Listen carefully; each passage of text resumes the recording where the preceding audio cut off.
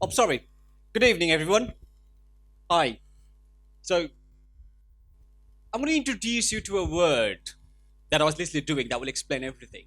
Basically, have you heard of technoference? That interference and intrusion of technology in our lives, where what you do is get distracted from your lives, where everything falls apart. The phones we have in our pocket, that distracts us. What does we do? We get this phone out in public, ignoring the audience in front of me, where I'm trying to make a connection. Am I? I just put the phone out. So basically, I make my living by talking to people. I talk to people that I like. I talk to people that I don't like. I, in fact, talk to people that I disagree deeply on a personal level, like my ex wives. You did hear it right. Ex wives. Okay. But I still have a great conversation with them. Now, there's a lot of things we don't do at the moment is not having a conversation, not listening to each other. We all have had great conversations, haven't we? And before, we had. Where you felt like you made a real connection. You walked away from the conversation and you felt like you're engaged and you're inspired. Can I have a raise of hands? Like, how many of you had a conversation recently that you felt like you made a real connection? None of you? All right. I can see a few hands up. And how many of you have unfriended someone on Facebook or on Instagram just because you don't like them, you don't want to talk to them, or, all right, or they made a comment on your status or your photo, all right. So that is what we have in our lives are confined in that 5-inch screen that we have in our pocket. When was the last time you went out and had a conversation with somebody, like interpersonal conversation, and you enjoyed it, and you walked away, you went home, and you felt like, okay, that was a great conversation, that was productive? Have we had any, like, recently? All right, that's great. It's a very good crowd. Okay, now, this world that we live in, where every individual has their own perceptions, where our politicians can't talk to another, even the most of the tribal issues, like it's minor issues like your status on Facebook or your reels that you're watching, and we all are fighting for it and against it passionately, aren't we? And what does that do? That makes us more polarized and more divided. We're not unified, are we? Are we unified? What is the most important skill you think in this century that we should be having? Communication, right? What form of communication?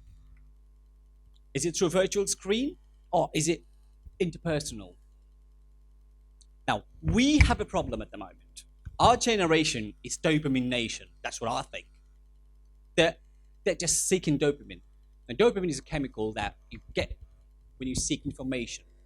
So when you go to Google, you search for something and you get it, and you get dopamine sicked into your brain from your body. And that's a loop. So when you start doing it, you go from one information to another one, from one to another one, and you fall into a loop. For instance, like you're looking for a recipe for dinner. You went to YouTube, search for a recipe. For some reason, you will go somewhere else. An hour later, you find yourself going to the Raj, bought something for yourself, and the dinner is out of the window. You're still hungry. Is that happening with you? That is our focus. Very short. We cannot keep ourselves in one moment at the moment, so we're more distracted. And that happens when you have multi-purpose virtual communication with other people.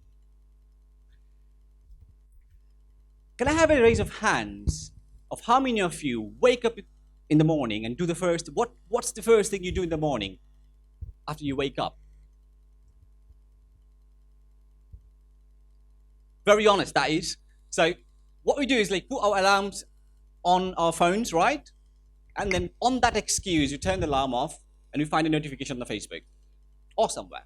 So you press it, and that will take you to the news feed. And then you start scrolling. Then you see someone is very happy, they're on a holiday, extravagant holiday and all that, and you get jealous. Or someone's very miserable, had a breakup or had a divorce or something, and you feel depressed. You probably relate your experience to that one. Then what you do, the first thing you should be doing is when you wake up, is thinking about yourself, having some self-reflection. But we're not doing that, are we? What we're doing is we're thinking about other people's life. That is what is problem. You are not thinking about yourself. There's no self-reflection. We're thinking about other people's life. That's how they're influenced, and we're not working on us. How many of you shake when you do public speaking? Have you done any of you done public speaking? Are you having presentation nightmares? Okay. A reason for those. Okay, I should be doing some slides. I forgot about this.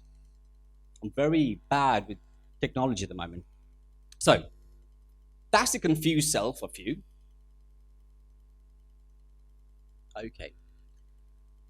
How many of you walk in the streets with your head down? So we call them the bow-headed nation tribe. It's a Chinese community. They walk like this, and we are like that at the moment. What that does, okay, when was the last time you had a conversation when you were listening? How do we listen? Do you listen to understand, or do you listen to answer? There's two types of listening. One is to answer, and one's to understand. What you should be listening is to understand. And that's what we don't do. We pontificate at times. We relate everything. Or when we're listening to somebody, either we have the phone in our hands, scrolling down, and that is very offensive. You're not into the conversation. You're literally doing nods and all that, but you're not listening to them. If you want to listen to somebody, listen to it. Be present. Be in that moment. Don't be half in it, or don't be half out of it. Now, if you want to have a conversation, if you want to be a good speaker, you have to be a good listener. Unless you're a good listener, you cannot be a good speaker. How many of you had problems with languages? Are we having problems with languages? All right. So what we do, we learn language. Are you having a problem with Hindi language at all? Bollywood? Any of you? Probably having problems with English or French, right? Because we take that language as a form of education and not form of art. And what do? We have a paradoxical monologue on our study system.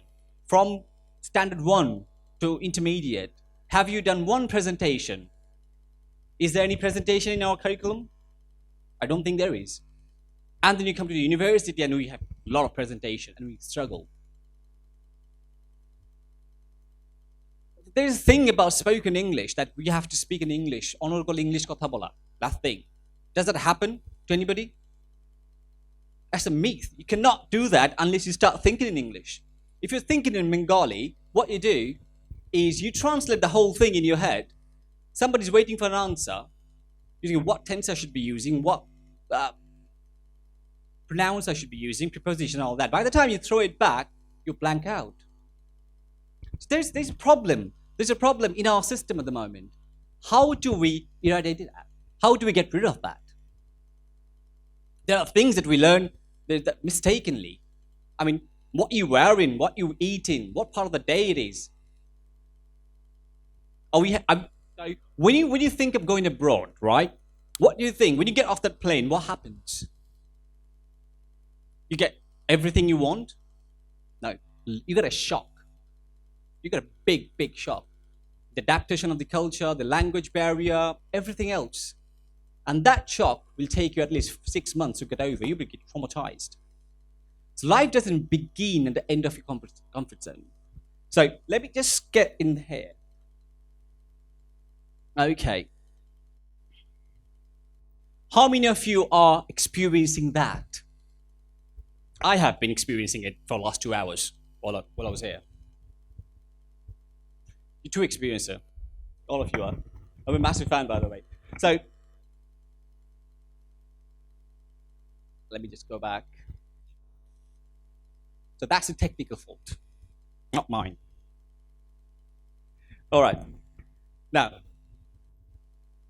in this century that we have, where communication is so important and we're not communicating, how can we do that?